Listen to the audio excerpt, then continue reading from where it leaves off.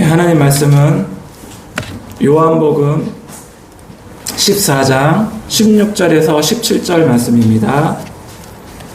요한복음 14장 16절에서 17절 말씀이요.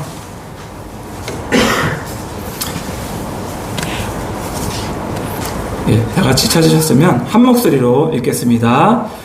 내가 아버지께 구하겠으니 그가 또 다른 보혜사를 너희에게 주사 영원토록 너희와 함께 있게 하리니 그는 진리의 영이라. 세상은 능히 그를 받지 못하나니 이는 그를 보지도 못하고 알지도 못함이라. 그러나 너희는 그를 아나니 그는 너희와 함께 거하시며 또 너희 속에 계시겠습니다. 아멘. 할렐루야. 우리의 모든 영광을 하나님께 올려드립니다. 그리고 이 예배 시간에 진리의 말씀이 선포될 때 정말 하나님께서 우리의 마음을 예수님께로 인도되는 그러한 시간이 되었으면 좋겠습니다. 오늘은 성령 하나님이라는 제목을 가지고 하나님 말씀 전하도록 하겠습니다. 여러분, 성령 하면 무슨 생각이 나나요? 성령 하면 불 맞아요. 불. 그리고 또 보혜사. 예. 뭐 능력도 있고 기름 부음도 있고 은사, 오순절 이렇게 많이 생각이 나잖아요. 그런데 우리가 반드시 알아야 될 거는 성령님은 단순히 그런 것이 아니에요.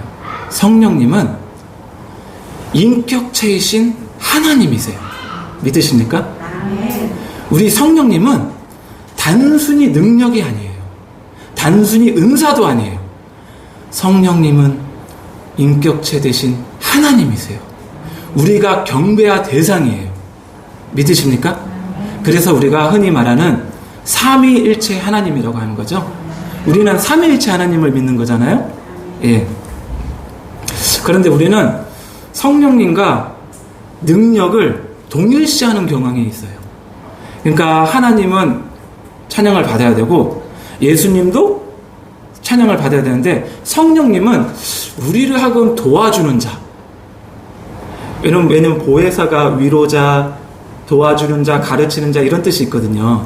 그렇다 보니까 성령님을 하나님으로 보기보다는 우리로 하여금 능력? 이렇게 보는 경향이 많아요. 그런데 그게 깨져야 돼요. 성령님은 단순히 그런 분이 아니에요. 성령님은 인격체 되신 하나님이세요. 예. 우선 이 성령님에 대해서 알려면은 삼위일체 하나님에 대해서 조금 아는 게 필요해요. 삼위일체 하나님에서 가장 중요한 거는 하나님은 한 분이시다는 거예요. 믿으십니까? 하나님은 한 분이세요. 신명기 6장 4절에 이런 말씀이 있습니다. 이스라엘아 들으라.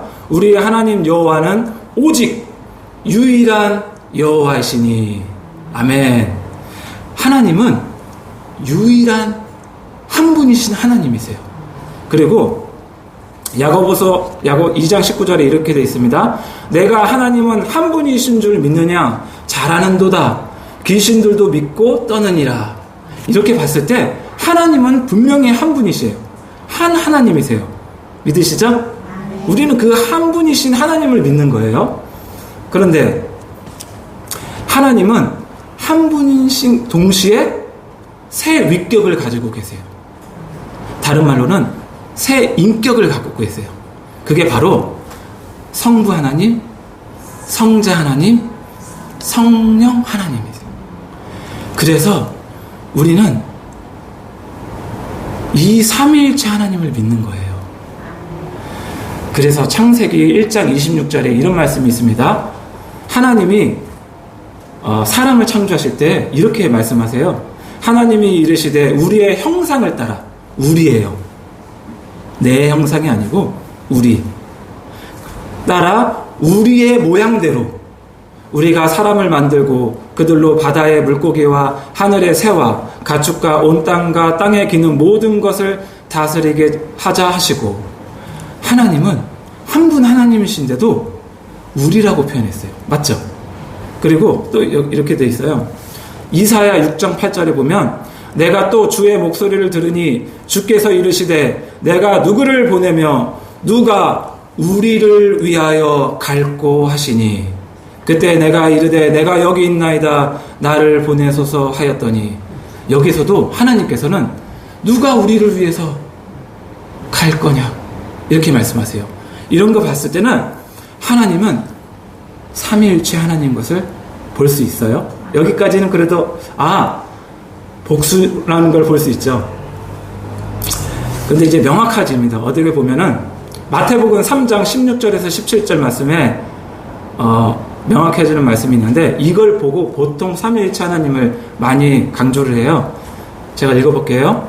예수께서 이르시되 세례를 받으시고 곧 물에서 올라오실새 하늘이 열리고 하나님의 성령이 비둘기같이 내려 자기 위에 임하심을 보더니 하늘로부터 소리가 있어 말씀하시되 하나님이시거든요. 이는 내 사랑하는 아들이요 내 기뻐하는 자라 하시니라. 여기에 보면 예수님이 세례를 받으실 때 성자 하나님은 세례를 받고 계셨고 성령 하나님은 비둘기같이 임하셨고 성부 하나님은 하늘에서 이는 내 사랑하는 아들이라 말씀하셨어요. 여기 보면 삼위일체 하나님이 분명히 나와 있죠. 한 군데 더 보면 좋겠습니다.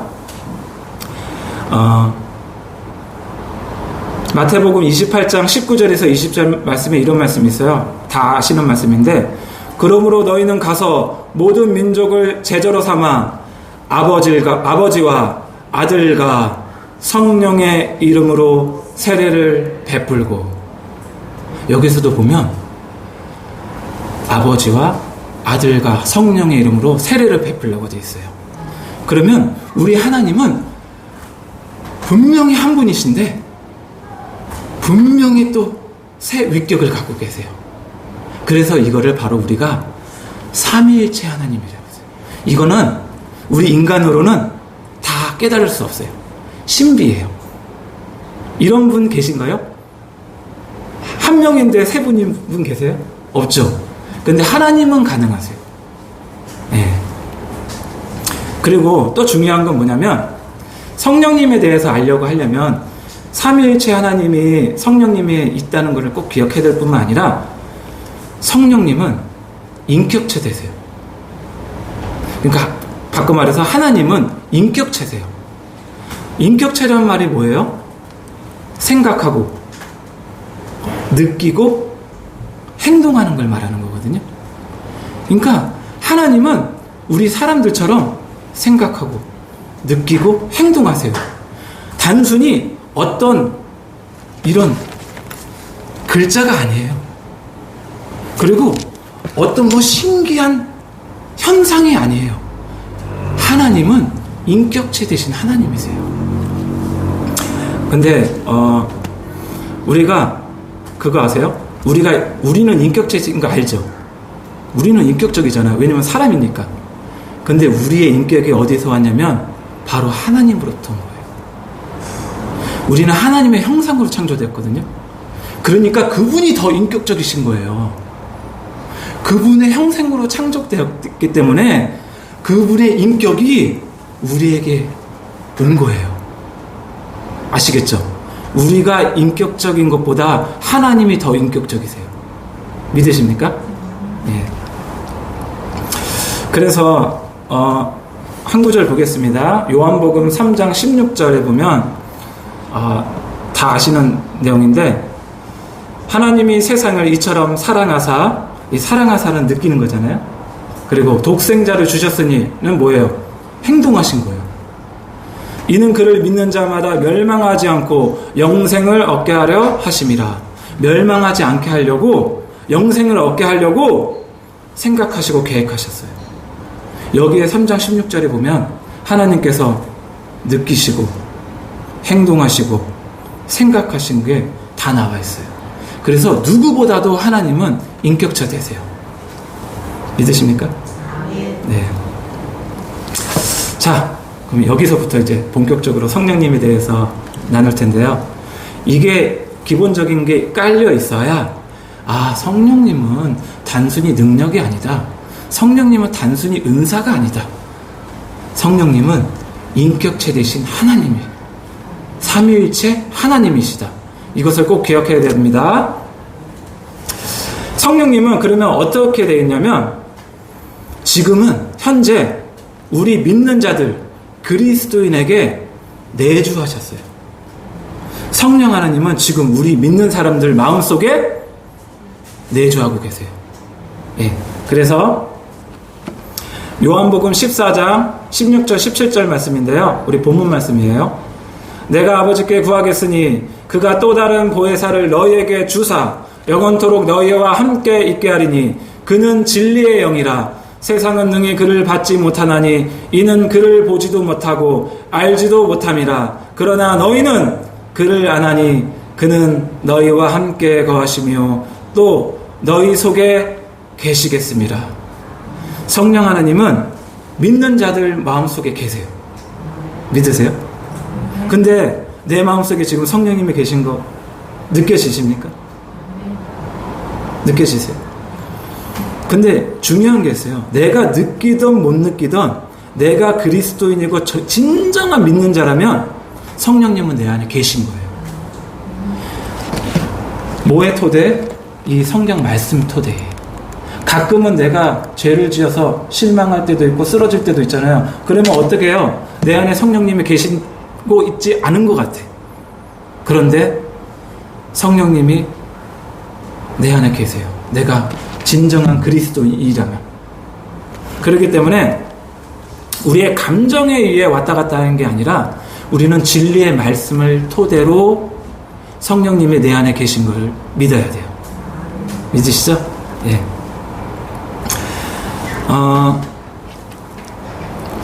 로마서 8장 9절에 이런 말씀이 있습니다. 만일 너희 속에 하나님의 영이 거하시면 너희가 육신에 있지 아니하고 영에 있나니 누구든지 그리스도의 영이 없으면 그리스도의 사람이 아니라.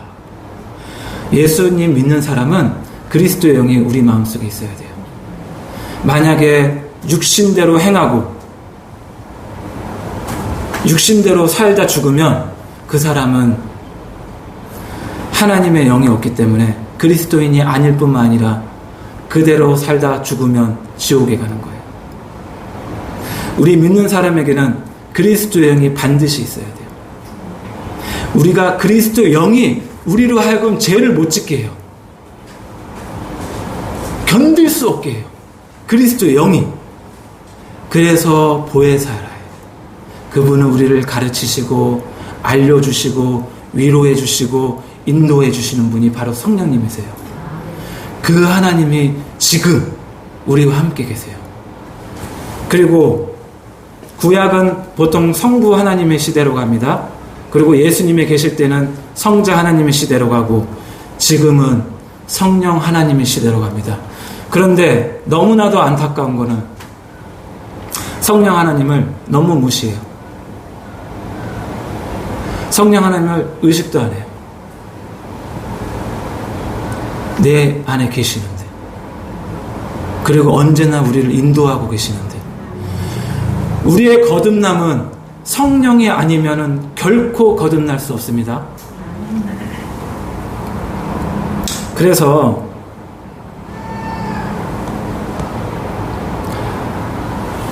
우리 요한복음에 보면 그런 말씀이 있잖아요. 너희가 물과 성령으로 거듭나지 아니하면 하나님의 나라에 들어갈 수 없느니라. 이렇게 되어 있거든요. 여기에서 말씀하듯이 반드시 성령님이 우리에게 필요해요. 성령님은 있어도 되고 없어도 되는 그런 분이 아니세요. 성령님은 반드시 우리에게 필요하신 분이세요. 그렇기 때문에 우리가 성령 하나님이 아니고서는 결코 거듭날 수 없습니다. 그리고 성령님은 우리가 친밀함에 있어서 아주 중요하신 분이에요. 우리 하나님과 친밀함 원하시죠? 근데 하나님과 친밀함은 어떻게 하냐면 바로 성령님과 가능한 거예요. 예를 들어서 우리 눈에 보이지 않는 하나님과 친밀하시려면 어떻게 해야 되냐면 성령님이 필요한 거예요. 눈에 보이지 않는 지금 보좌에 계신 예수님과 친밀해지려면 어떻게 해야 되냐면 성령님이 필요한 거예요. 왜냐? 성령님이 바로 예수의 영이세요. 성령님이 바로 하나님의 영이세요. 그렇기 때문에 우리가 하나님과의 친밀함을 추구해야 한다면 반드시 성령님이 필요하세요.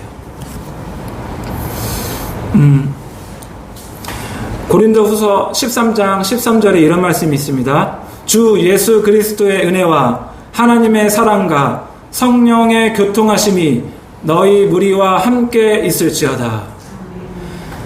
성령님은 우리와 함께 계세요. 우리와 교통하고 계세요. 그렇기 때문에 성령님은 우리가 생각한 것보다 되게 가까이 계세요. 지금 내 마음속에, 우리 마음속에 계실 뿐만 아니라 지금 이곳에 계시고 온 우주에 계세요. 그분은 무소부지한 분이세요. 그래서 어디에든 계세요. 그렇기 때문에 우리는 그분을 의식해야 돼요. 갈라디아서 5장 16절에서 25절 말씀이 있는데 한번 찾아볼까요? 갈라디아서 5장 16절에서 25절 말씀입니다. 갈라디아서 5장 16절에서 25절 말씀. 예. 신약성경 308페이지입니다. 네. 신약성경 308페이지. 갈라디아서 5장 16절에서 25절 말씀. 교독하도록 하겠습니다. 내가 이르노니 너희는 성령을 따라 행하라. 그리하면 육체의 욕심을 이루지 아니하리라. 육체의 소욕은 성령을 거스르고 성령은 육체를 거스르느니 이 둘이 서로 대적함으로 너희가 원하는 것을 하지 못하게 하느니라. 너희가 만일 성령의 인도하시는 바가 되면 율법 아래에 있지 아니하리라. 육체의 일은 분명하니 곧 유행과 더러운 것과 색과 우상 숭배와 주술과 원수 맺는 것과 분쟁과 시기와 분냄과 당 짓는 것과 분열함과 이단과 이와 수시함과 마땅함과 또 그와 같은 것들이라. 전에 너희에게 경계한 것 같이 경계하니 이런 일을 하는 자들은 하나님의 나라를 유혹으로 받지 못할 것이요. 오직 성령의 열매는 사랑과 희락과 화평과 오래 참음과 자비와 양성과 충성과 온유와 전쟁이 이 같은 것을 금지할 법이 없느니라. 그리스도 예수의 사람들은 육체와 함께 그 정욕과 탐심을 십자가에 못 박았느니라. 만일 우리가 성령으로 살면 또한 성령으로 행할지니. 아멘. 여기에 보면은 성령의 특징이 뭐냐면 육체의 욕심을 따라 살지 않아요.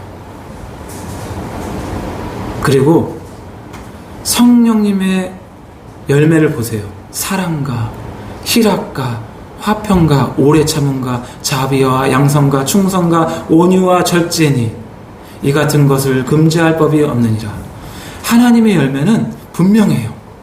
선해요. 그런데 육체의 욕심에 따라 가는 자들은 무엇을 쫓아가냐면 성령을 따라가지 않고 무엇을 따라가냐? 쾌락을 따라가요. 자기의 욕심, 육신이 원하는 것. 그래서 이런 말이 있죠. 너희가 세상 사랑은, 너희가 만약 세상을 사랑한다면 그거는 영적인 간음이다. 우리가 몸으로만 간음한 것이 간음이 아니라 세상을 사랑하면 우리가 영적으로 간음한 거예요.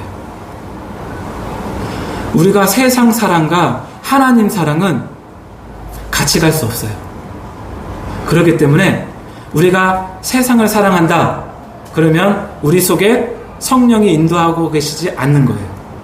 그런데 우리가 하나님을 사랑한다. 그러면 우리는 성령의 인도하심에 따라 가고 있는 거예요. 그거를 잘 분별하시고 잘 하나님의 인도하심에 따라 따라가야 돼요.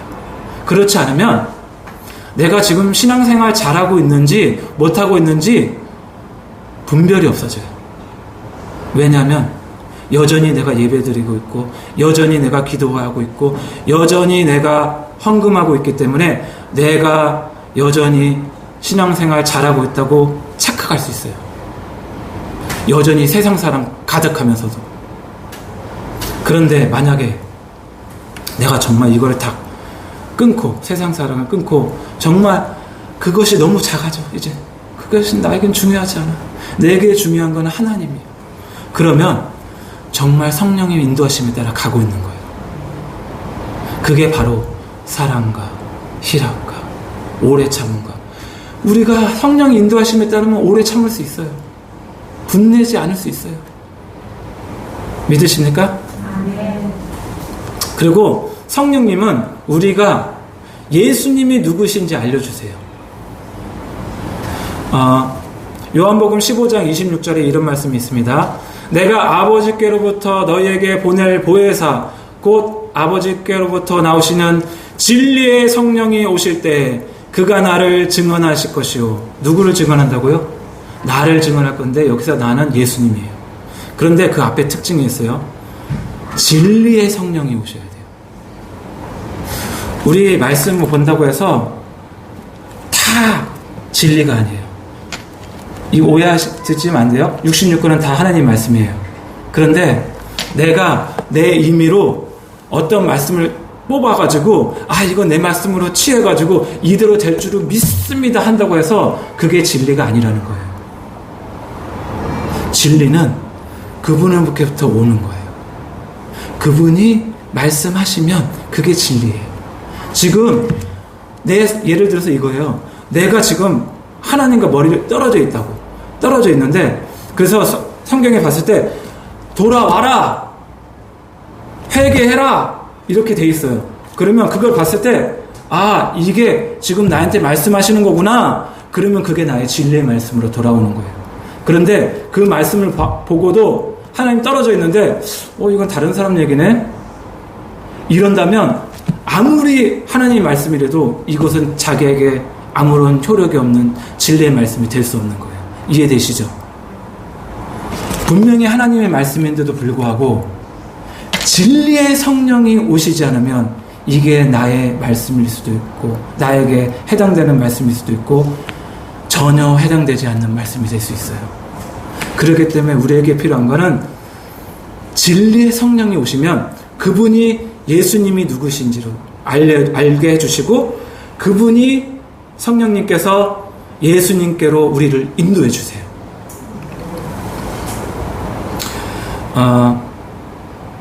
그리고 성령님을 통해서 하나님의 음성을 듣습니다. 이거 중요한데요. 요즘 우리 기독교인들이 하나님의 음성을 되게 못 들어요. 저도 되게 못 들었거든요. 그런데 여러분이 생각한 것보다 여러분이 하나님의 음성 듣고 있는 거 아세요? 여러분들이 생각한 것보다 여러분들이 하나님의 음성 듣고 있어요. 마태복음 10장 19절에서 20절 말씀에 이런 말씀이 있습니다. 마태복음 10장 19절에서 20절 말씀인데요. 한번 찾아볼까요? 마태복음 10장 19절에서 20절 말씀.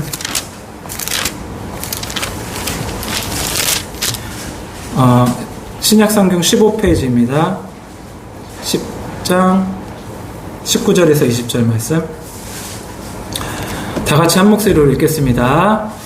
너희를 넘겨줄 때 어떻게 또는 무엇을 말할까 염려하지 말라. 그때 너희에게 할 말을 주시리니 말하는 이는 너희가 아니라 너희 속에서 말씀하시는 이 곧 너희 아버지의 성령이시니라. 아멘.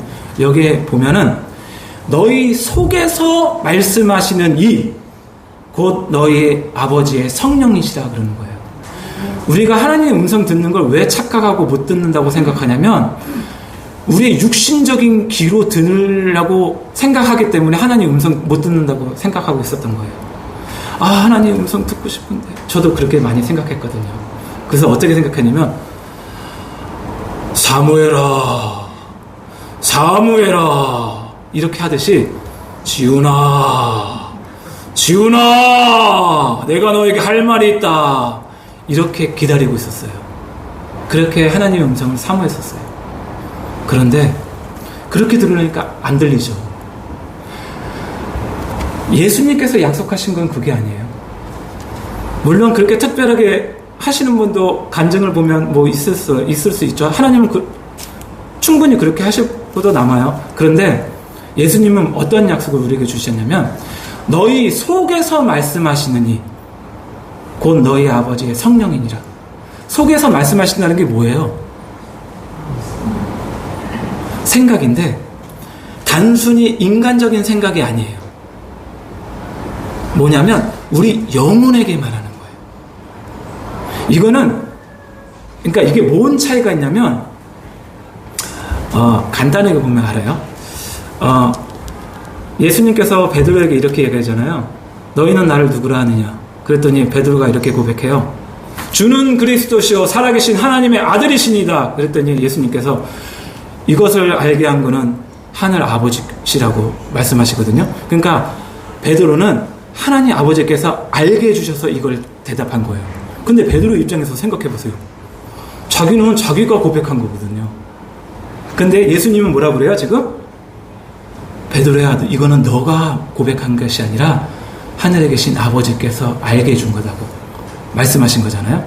자, 그 다음 바로 예수님께서 이제 십자가에 못 박혀 죽으신다고 하니까 베드로가 그래요. 절대 그럴 수 없습니다. 이렇게 만류하잖아요. 그러니까 뭐래요? 예수님께서 사탄아 물러가라. 방금 전에 하나님의 음성 들었는데 곧바로 누구의 음성을 들었어요? 사탄의 음성을 들었어요. 이거를 보면은 우리의 생각이 다 하나님의 음성이 아니에요. 우리의 생각에는 하나님의 음성도 있지만 사탄의 음성도 있고요. 우리 생각, 사람의 생각의 음성도 있어요. 그렇기 때문에 우리는 이걸 잘 분별해야 되지만 예수님께서 약속하신 거는 이거예요. 너희 속에서 말씀하는 이 곧 너희 아버지의 성령이니라. 믿으세요? 성령님은 지금도 말씀하세요. 믿는 자들에게 지금도 말씀하세요. 제가 개인적으로 이거 설교 준비하는데 하나님 뭘 전할까요? 이렇게 했거든요. 근데 막 고민하는데 안 돼요. 뭐 하는데 안 되는데 이런 딱 생각이 드는 거예요.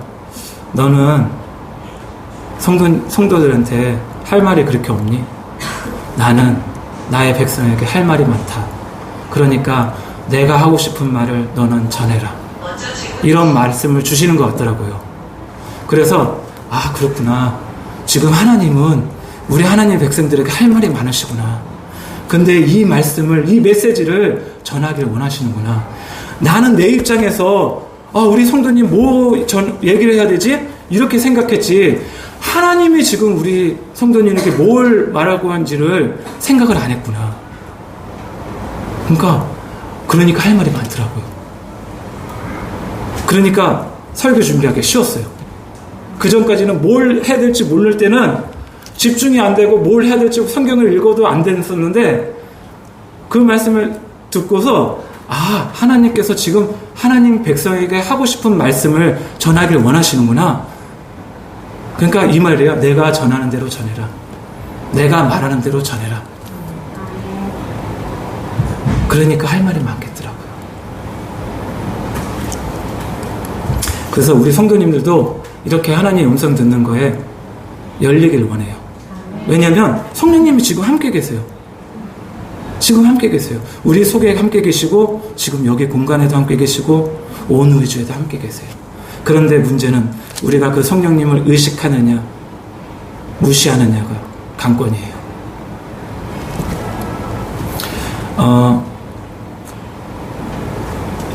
이것만 하고 이제 마무리할 건데요. 우리가 성령을 받으려면 그러면 어떻게 해야 되냐?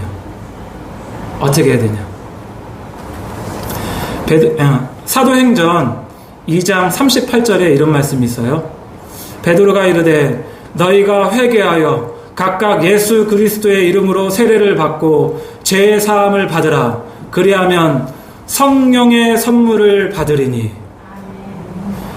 우리나라 성경에는 성령의 선물을 받으려 하니까 성령님께서 무슨 선물을 주시나 보다 이렇게 생각되기 쉬운데, 이거 원어에 보면 그렇게 안 돼 있어요. 그리고 다른 번역 성경도 다 이렇게 안 돼 있어요. 어떻게 되어 있냐면 성령을 선물을 받으려 이렇게 돼 있어요. 한번 찾아보세요. 집에 가서 다른 번역 성경 다 공동 번역, 뭐 표준세 번역, 흥정역, 그리고 영어 번역도 다 대부분 다 성령을 선물을 받으리니 이렇게 돼 있어요. 그러니까 근데 여기서 어떻게 돼 있어요? 회개하여 죄 사함을 받으라. 그래야하면 성령을 받으리니 그렇게 돼 있고요. 갈라디아서 3장 2절 말씀이 이렇게 돼 있습니다. 내가 너희에게서 다만 이것을 알려 하노니 너희가 성령을 받은 것이 율법의 행위로냐 혹은 듣고 믿음으로냐. 여기 뭐가 되냐면 우리의 율법의 행위로 성령을 받는 것이 아니라 믿음으로 성령을 받는다고 되어 있어요. 그러니까 아까 뭐라고 되어 있어요? 회개하여 죄사함을 받고 성령을 받고, 그리고 또 하나는 뭐예요? 믿음으로 성령을 받아라 이렇게 되어 있어요. 근데 사실 이거는 둘이 같이 있어야 돼요. 회개와 믿음은 항상 같이 가요. 왜냐하면 우리가 하나님을 믿는데 회개 없이 믿을 수 있나요? 우리가 하나님을 구세주로 주인으로 믿는데 회개 없이 우리 하나님을 구세주로 주인으로 믿을 수 있나요? 전혀 없어요. 왜냐? 우리가 전에는 우리 마음대로 살고 있다가 이제 정말 하나님이 살아계신 걸 믿구나. 그러면 뭐 해야 돼요? 회개해야 되죠. 이제 내 마음대로 안 살고 하나님 뜻대로 살겠습니다. 거기에 반드시 회개가 있어야 되고 뭐가 있어야 돼요? 믿음이 있어야 되죠. 그러니까 이 회개와 믿음은 항상 같이 가요. 아시겠죠? 그래서 우리가 성령을 받는 것도 회개와 믿음으로 받습니다. 아시겠죠?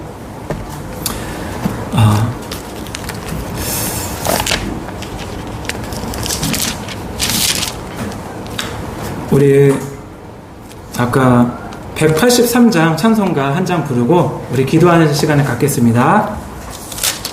183장입니다.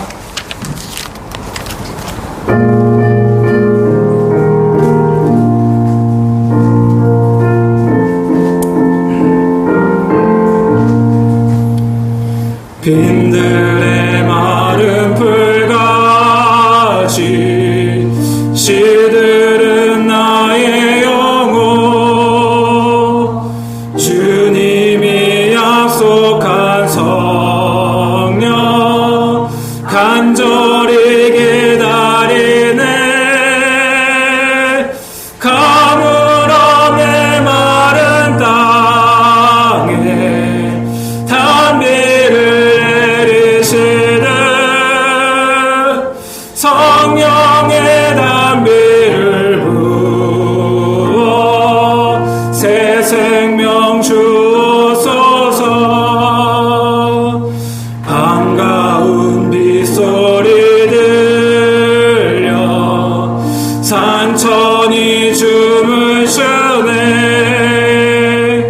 봄비로 내리는 성령 내게도 주옵소서. 가물어 내 마른 땅에 단비를 내리시듯 성령의 단비를 부어 새 생명 주옵소서. 절 따라 우러를 내려 조목이 무성하니 갈급한 내 심령 위에 성령을 부소서. 가물어 내 마른 땅에 단비를 내리시듯 성령의 단비를 부어 새 생명 주옵소서.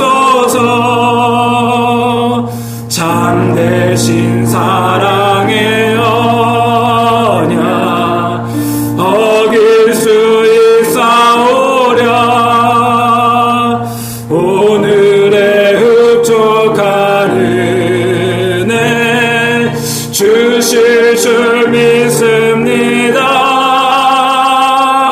가물어 메마른 땅에 담비를 내리시는 성령의 담비를 부어 새 생명 주옵소서. 가물어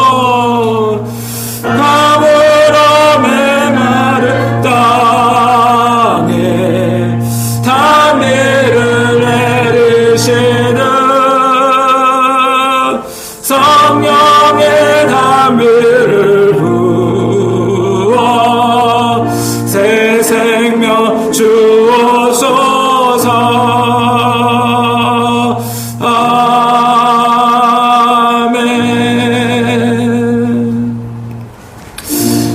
우리 시간에 이렇게 기도했으면 좋겠습니다. 우선 들은 말씀 기억하면서요, 우리가 성령 하나님에 대해서 적극적으로 환영하지 못하고, 또한 우리 성령 하나님을 단순히 능력이나 기름 부음이나 그러한 것들로 생각했던 거 있으면 좀 회개하고요, 주님 이 시간에 회개하고 믿음으로 주님 앞에 나아가니 그 성령을 우리에게 보내달라고, 그렇게 들은 말씀 기억하면서 주여 한번 외치고 기도하시겠습니다.